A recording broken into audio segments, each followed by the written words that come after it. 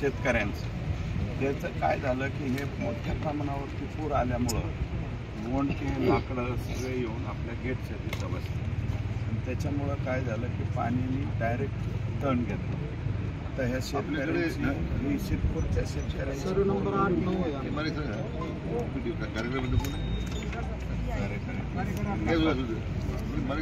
पाण्याचा जो फ्लो होता त्या दिवशी पूर आला किती होता 1,50,000. आता नदीचं जे पात्र नोटिफाईड म्हणजे पूर्ण नदी पात्रामध्ये जेवढं पाणी बसतं ते 2,00,000 बसतं 280 आणि आता आपण 1,00,000 चर्चा करतो.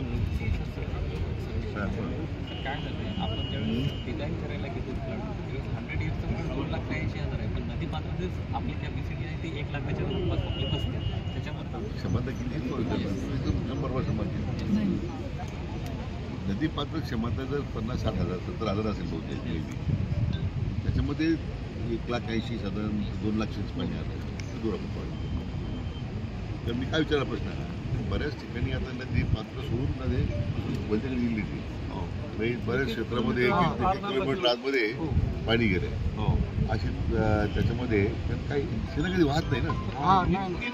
आपल्या जसं पिढीमध्ये मी आठवतो त्याला पाणी गटर झाली आता बऱ्याच ठिकाणी त्याच्यामध्ये लोकांनी अतिक्रमण केलेले आहे.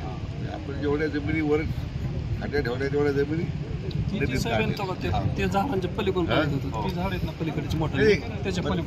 त्याच्यावर शंका नाही ना.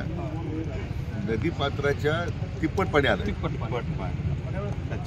पाणी आल्याचा परिणाम काय झाला शेवटी त्याला कुठे धार सोडणारच ना.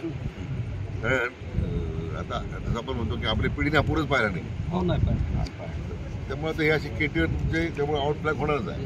आउटफ्लॅग तुमचा काही दोष नाही होणार.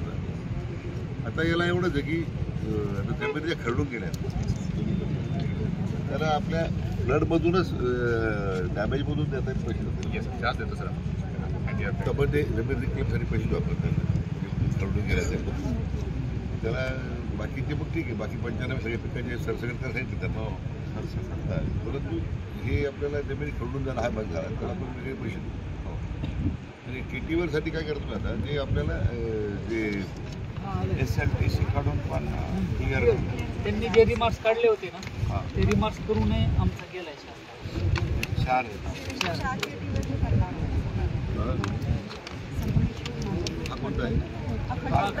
शेतपूर मानतात शासनाने जे रिमार्क्स काढले होते त्याची पूर्तता करून शासनाला गेलाय. म्हणजे आपण जे हाय लेवल बॅरेज नाही म्हणत low line barrage mechanical gates आपण बसवतोय पण that whatever is there.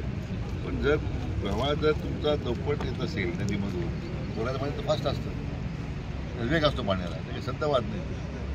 अशा वेळी तुम्ही कसं होल्ड करणार पुन्हा ते व्हर्टिकल बॅरेजचं पाणी आउट ट्रॅक होणार स्कार्विंग होणार ते काय करणार हे तुम्ही शेतकरी असेल कोणी देतात ग्रामपंचायती वाहिली कोणीच असेल पण नदी पात्राच्या ज्या पाणी सोडून गेल्या तर कोणते